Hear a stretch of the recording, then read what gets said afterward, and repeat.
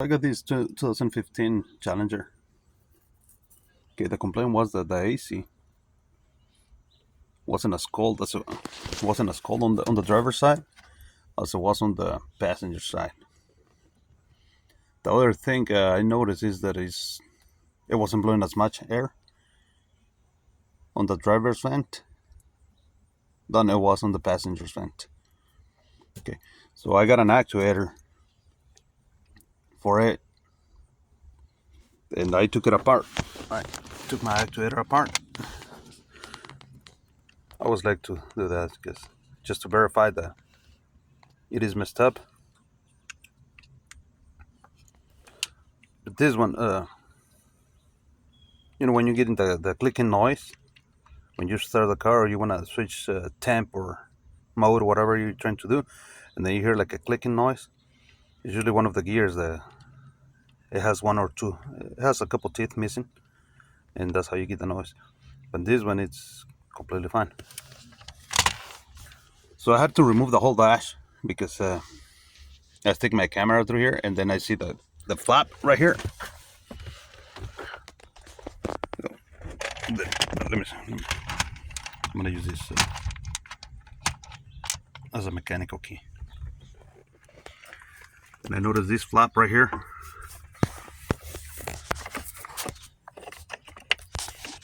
That's where the actually sits. Look at the flap.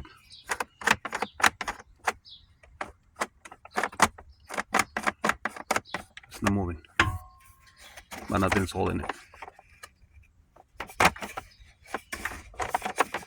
So instead of closing, it was kind of staying there, and you can see there's a gap in there, and I'm assuming it was blowing, kind of between. It was blowing some air from the heater core, therefore was making it colder, and also some air was escaping somehow somewhere. That's why it wasn't blowing as much air as it was on the passenger.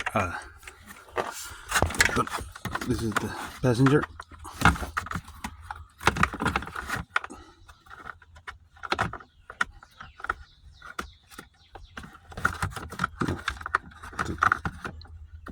Let's see if I can find it. Oh. That's how it's supposed to work. That's the passenger side, so it seals. Then you get a lot more air. So it wasn't the actuator. Then here's another.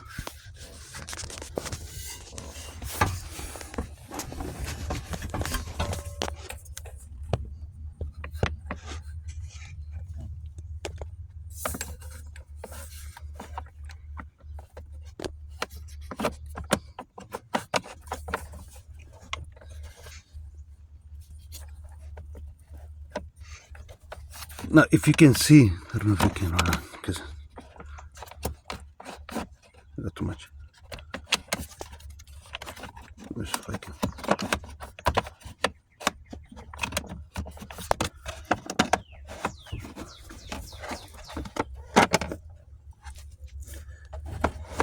Okay, here it is.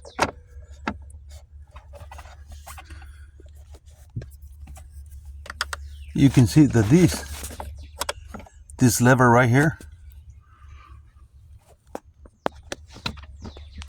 man, I really don't see nothing. Okay. This lever right here came off the truck right there.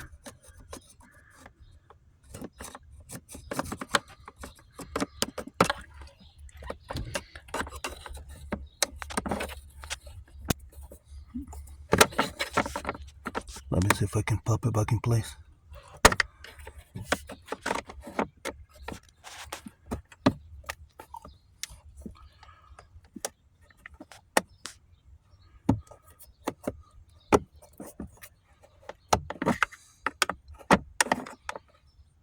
Okay, I think it went back in place now.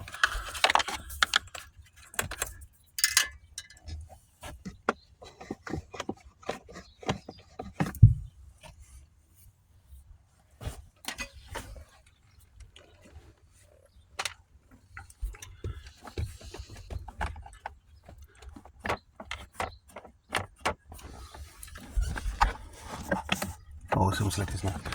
Let me see if I can put it back in place. Let me try again.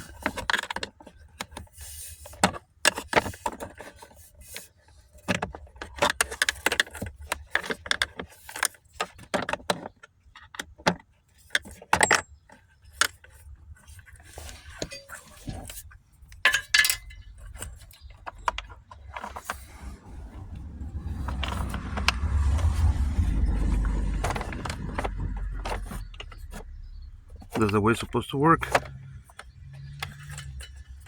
I mean, I could stop it right there, you know, since it's back in place, but I'm gonna detach this part right here.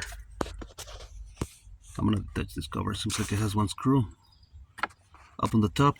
Then I've seen another one here somewhere there. Yeah, you can see the shiny, the gold looking thing right there. There's the other one, and there's another one right at the bottom.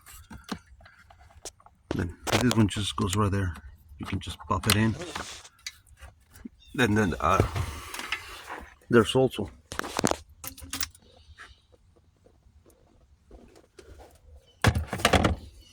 this cover. I'm gonna go over some how we remove the dashboard. I was trying to mention as much details I can think of, especially the ones that I struggle with. Okay. See, the one goes like that, and then it has like, you don't have to remove it if you don't want to, but I did it so I get better access.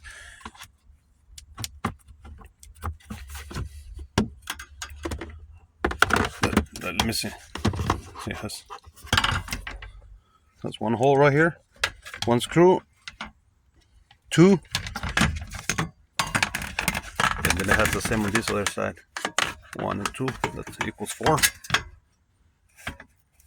And these are gonna a little bit more.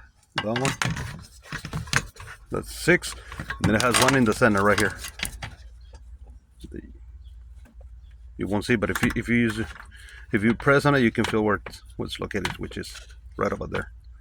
Okay. So you remove those 7 screws, and then you can pull this out of the way. Also, there's another flap that runs along here. That one, if you remove it, if you want to remove it, it just pops in there, and this one runs through here like that, and it has a hook right there. You press on this hook, you take it out, and then you can just remove the flap from there. I was fixing to replace the whole sensor unit, but since it's like this, I think I'm gonna pull that part. Like I said, I'm gonna pull the part open, and I'm gonna try to figure something that keeps it in place. I'm gonna look at the truck, and if it's fixable, something that it's clever.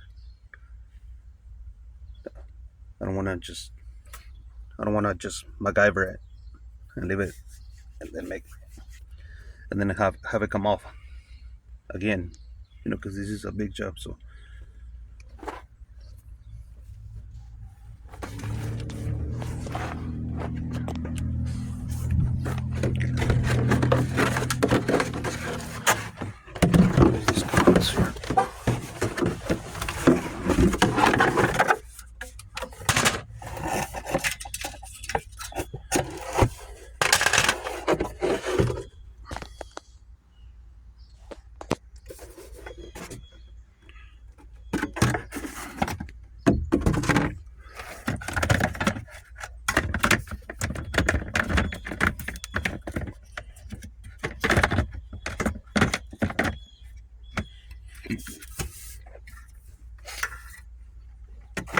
just like that.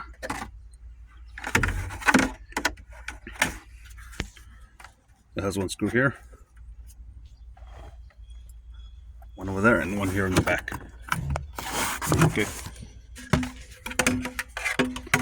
This one seems like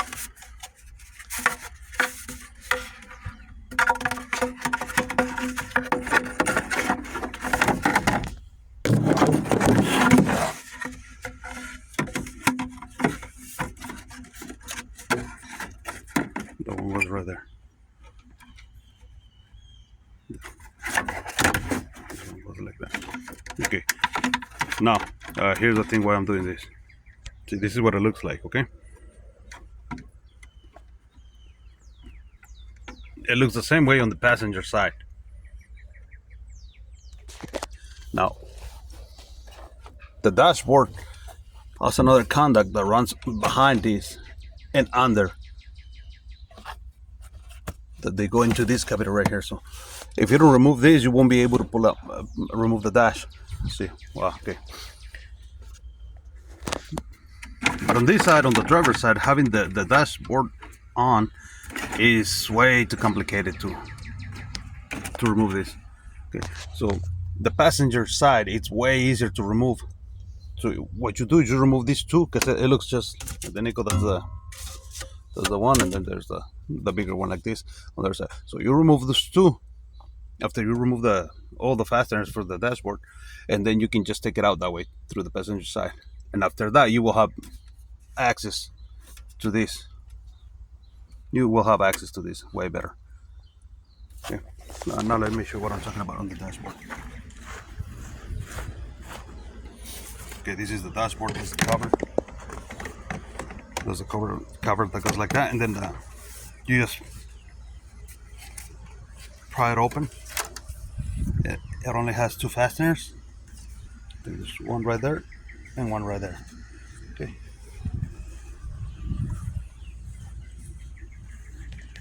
And of course it has the ones on the side, and you remove the cluster. It has a couple more here.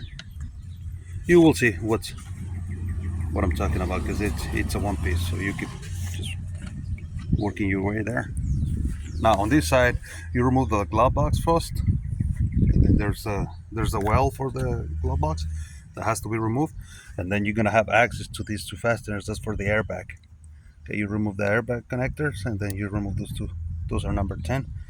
You remove those two, and then you can just pull the whole airbag with it. Then it has a couple more here on the side.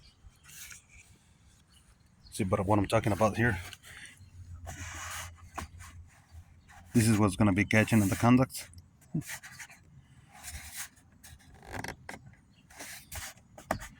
Because what they did,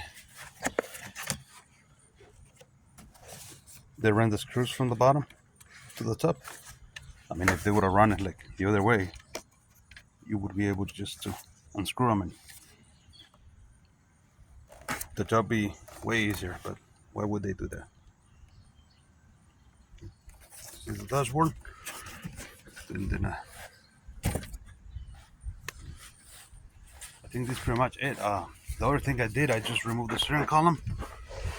I didn't disconnect anything. I just removed it. Has those it has 4 fasteners, fairly easy to access to. There's 1, 2, and then it has 2 more at the bottom. But the 2 more at the bottom are these longer screws, 13 metric.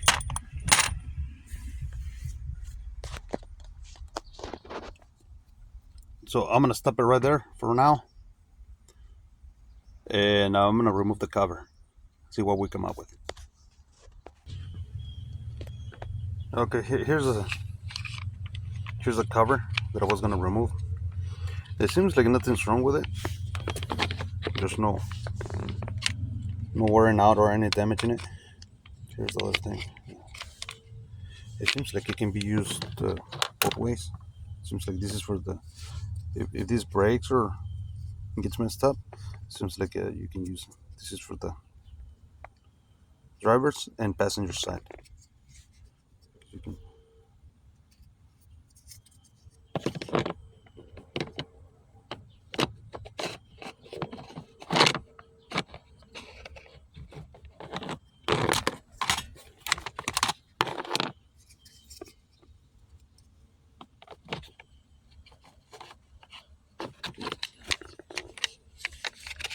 seems like there was nothing wrong with it with this one.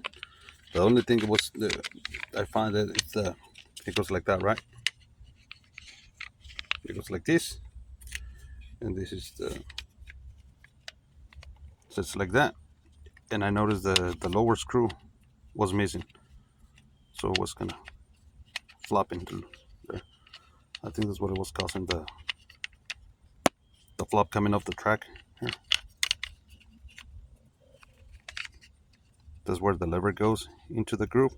And so what I found, it was off. It was like in the where my fingers touching right here, the inner part, instead of being inside the track. So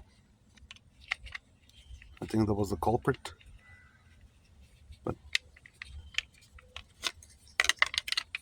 I think this is pretty much it. So good luck.